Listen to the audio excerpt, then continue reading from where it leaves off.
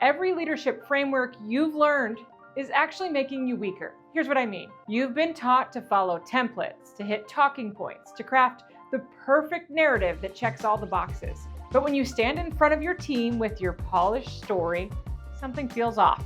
They're listening, but they're not leaning in. They're complying, but they're not connecting. And you walk away wondering why you and your carefully constructed message didn't land. The problem isn't your delivery, it's what you've been taught to do to impress when you should be moving people towards transformation.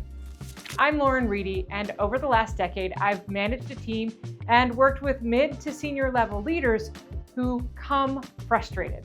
They had powerful stories, moments of failure, breakthrough, and transformation, but when they shared those stories, they got lost in translation. They were following all the rules of good storytelling, but their teams remained unchanged, and their stories had no impact. What I discovered is that most storytelling advice creates distance, not connection, and it turns leaders into performers instead of catalysts for change. Today, I'm sharing the Impact Framework. Not another storytelling template, but a shift in how you think about leadership communication entirely. This isn't about becoming a better performer. It's about becoming more authentic as a leader, someone who creates real, honest change through moments told with care. Because here's what's at stake. Your team can feel when you have an agenda. They lean in when they feel truth. And in a world where trust in leadership is at an all-time low, the leaders who learn to tell stories that transform hearts and minds, not just inform, will be the ones who actually move their organization forward. Let's start with the I in impact. Inspire change. And this is where most leaders actually get it completely wrong. Stories are told not to impress, they're told to move people. I see this mistake constantly when leaders stand up with their credentials on display, with their achievements polished to perfection, thinking they have and can demonstrate all of their expertise. Their team will follow, right, if you do that. But the goal is not information, it's transformation. Let me be specific about what I mean. Change can be internal, shifts in beliefs, awareness, the way someone sees themselves or their work, or it can be external, changes in behavior, action, the way someone shows up differently after hearing your story. This distinction matters because it sets the why of storytelling before the story even begins. You're not performing, you're leading. Think about a time you sat through a presentation where someone rattled off their resume, accomplishments, and impressive track record. You probably thought, that's nice, and then you moved on with your day completely unchanged. That's because they were trying to impress you, not move you. Think about a time when someone shared a moment of genuine struggle, a decision that kept them up at night, a realization that shifted everything for them. You probably remember that story. You probably felt that story. You probably thought differently about your own situation after. That's the difference between impressing and inspiring change. This anchors impact as a leadership framework, not a storytelling trick. We're here to create movement, internal shifts that lead to external action. When I work with leaders, one of the first things I ask them is, what do you want your team to do differently after hearing this story? Because if your story doesn't create momentum or movement towards transformation, it's just more noise and more talking. The M in impact stands for moment of truth. Now, this is where I'm asking you to think like a journalist and use it as a superpower for leadership. Every meaningful story hinges on a specific moment, a decision, a realization, a turning point, a question that changed everything. Most leaders get lost in the setup and the background. They spend 5 minutes explaining the context, the history, the organizational structure, the market conditions, and by the time they get to the actual story, their team has mentally checked out. But the power lives in that precise instant when the old way stopped working. This is where journalists train to get it clear. Find the moment where something shifted. Let me give you an example. I was working with a senior director at a healthcare organization who wanted to talk to her team about the importance of patient-centered care. Her first draft of the story started with the history of the organization, moved into trends within healthcare, and discussed policy changes, and eventually maybe got to a patient interaction. I stopped her. When did you realize patient-centered care wasn't just a buzzword? She paused. Then she told me about standing in a hospital room at 2 a.m. and watching a nurse hold the hand of a dying patient, who had no family. The nurse wasn't charting. She wasn't checking vitals. She was just there, present as a human. That's where the story needed to start. When she restructured her message around the 2 a.m. moment, everything changed. Her team didn't need history lessons or policy briefings. They needed to see that moment where she understood what patient-centered care actually meant. Your team needs to see that moment of vulnerability where you didn't have all the answers. That's the moment of truth, and it's hiding in every story you tell. You just have to be willing to find it and lead with it. As they say in news, don't bury the lead. The P in impact is personal connection, and this is where untold stories live. Untold stories are where leaders are willing to go personal beyond sanitized corporate narrative. This is not talking about oversharing, by the way. I'm not suggesting you turn a team meeting into a therapy session, but I am saying that when you bridge between credibility and trust, you build honesty and personal connection. Your expertise gets in the room. Your humility keeps people listening. Here's the question I ask leaders to wrestle with. What did you feel, fear, doubt, or wrestle with in that moment? Why did this moment matter to you, not just the organization? Most leaders resist this. In fact, we've been taught that leadership means having it together, projecting confidence, never letting it seem like we're sweating. But that's exactly what creates distance. Research shows that leaders struggle with storytelling due to fear of incompleteness, the worry that you don't have it perfectly polished, so there's not a clear resolution, which means you shouldn't share it. But that incompleteness is exactly what creates connection. I was talking to a VP about trying to communicate a major organizational change. His first version was all strategy and logic. Here's what we're doing, here's the data, here's the plan. Solid, professional, completely forgettable. So I asked him, how did you feel when you first heard about this change? He admitted he was terrified. He'd spent 15 years building a system that they were about to dismantle. He questioned whether he still had a place in the organization. He went home that night, couldn't sleep. Tell them that, I said. He looked at me like I suggested he wear pajamas to work. I can't tell them I was scared. I'm supposed to be leading them through this. But here's what he didn't understand. His team was already scared. They were already questioning their place. And when he stood up and pretended everything was fine, he lost them. When he finally shared his own moment of fear and then finally moved through it, everything shifted. His team didn't see it as a weakness. They saw it as someone who understood what they were going through, someone who was human enough to be trusted. Personal doesn't mean unprofessional. It means honest. Being honest about internal experiences of leadership, the bridge between credibility and trust. And speaking of credibility and trust and transformation, if you're realizing that your current approach to leadership communication isn't creating the change you need, I work with leaders just like you to develop these skills. I do keynotes, workshops, and leadership development programs specifically designed to help you lead through inquiry and storytelling.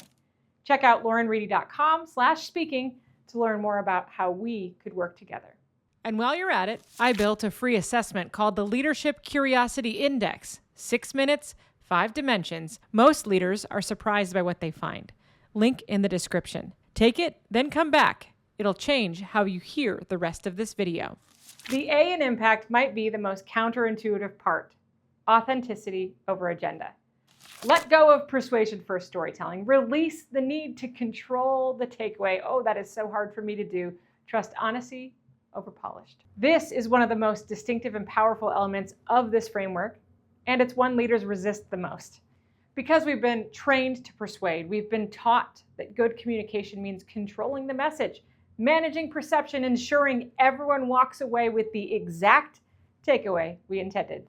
But here's the truth, people can feel an agenda, but they'll lean in when they hear truth. Think about the last time someone tried to sell you something. You could feel it, couldn't you? You're thinking of that time, you could feel it. The way they positioned every story, every example, every piece of information to lead you towards some kind of conclusion, a predetermined conclusion. How did it feel? How did it really feel? Probably made you want to do the opposite. Now think about a time someone told you the truth. Messy, incomplete, honest truth. No agenda, no manipulation. Here's what happened, here's what I learned, do with it what you will. That probably felt different. You probably actually considered what they were saying instead of immediately putting up your defenses. That's the power of authenticity over agenda. I see this play out consistently in leadership communication.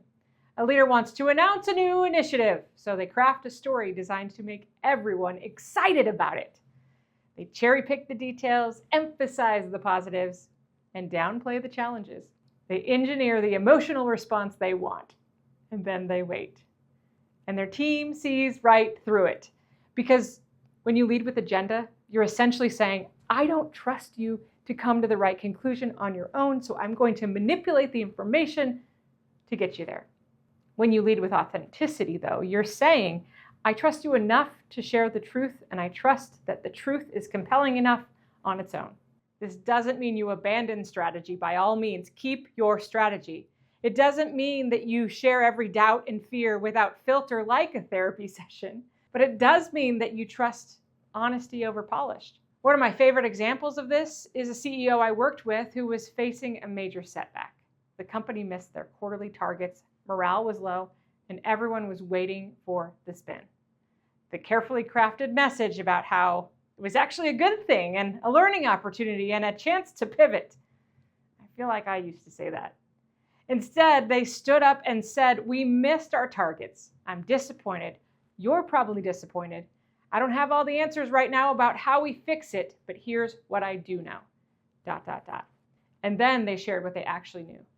Not what they wished, not what they wanted everyone to feel better about, but what was true. The response was remarkable. Instead of panic or resignation, his team rallied because he'd given them a reason, something rare, the truth. And the truth, even when it's uncomfortable, is something people can work with. Remember, agenda creates compliance and authenticity creates commitment.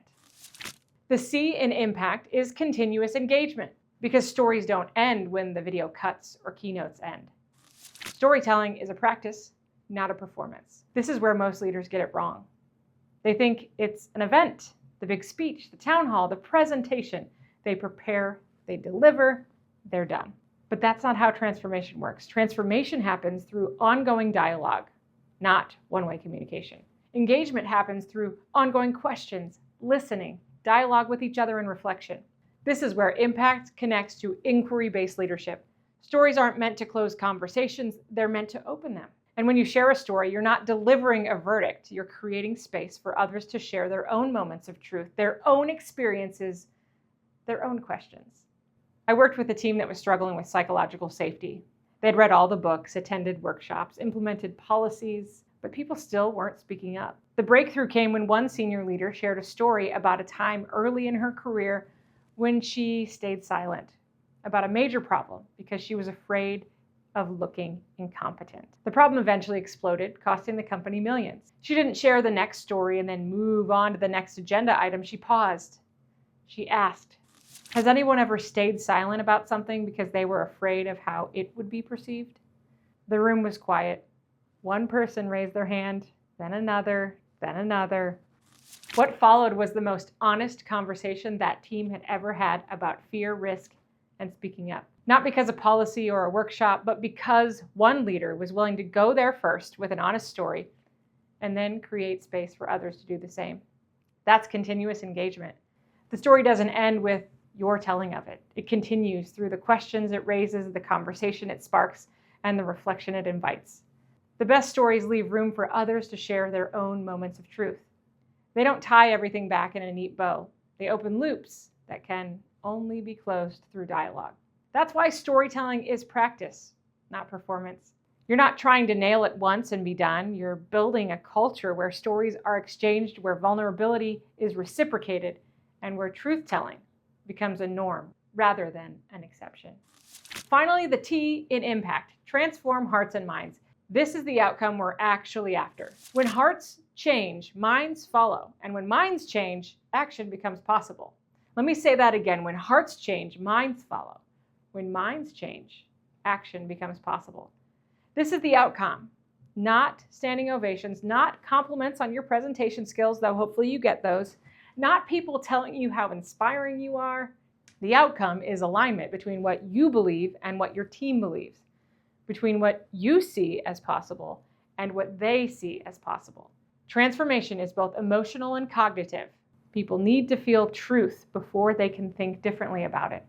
This is why data alone doesn't change minds. You could present the most compelling statistics, the most airtight logic, and the most brilliant strategy, and people will just nod and go back doing it exactly like they were doing it before.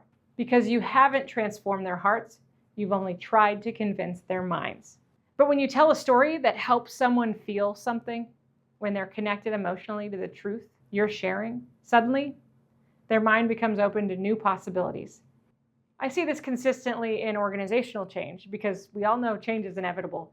And leaders constantly wonder why their teams resist change, even when the logic is sound, even when the data is clear, even when the strategy makes sense. One of my clients was leading a digital transformation initiative. It sounds scary just saying it. They had all the data necessary explaining why. They had a business case, they had a roadmap, but the team was dragging their feet. And when we dug into it, we realized the issue wasn't logical, it was emotional. The team was afraid they didn't have the skill for this new world, afraid they'd become irrelevant, afraid they'd fail. No amount of data would address that fear, but a story could. They shared their own story about learning how to code in their 40s, how terrifying it was, how they felt everyone around them was speaking a language they didn't understand, and then slowly it started to click. And they realized that learning wasn't about the perfect. It was about being willing to be bad at something just for a little bit, knowing you'd get better. The story did not have any data, but it transformed hearts first. And once hearts were transformed, minds followed. And once minds followed, action became possible. This reinforces that storytelling is not soft, it's strategic and deeply, deeply human. The leaders who understand this recognize that transformation requires both emotional and cognitive shifts, and are the ones that actually move the organizations forward, not through force or logic alone, but through stories that change how people feel, which changes the way they think, which changes what they do. That's the power of impact. You now understand that impact isn't another framework to memorize. It's a shift from performance to connection, from impressing to transforming. When you inspire change through authentic moments of truth, create personal connection through authenticity over agenda, and focus on continuous engagement that transforms hearts and minds, you stop being a leader who talks at people and become one who moves them. But knowing the framework is just the beginning. The real work is finding those moments of truth in your own leadership story. The moments where something shifted for you. The moments you're afraid to share because they were too personal, too vulnerable, too incomplete. Those are exactly the moments your team needs to hear. If you want to dive deeper into how using inquiry-based leadership alongside storytelling can transform your team, watch the video next, where I break down the questions framework and unlock psychological safety and innovation. The link is on your screen now.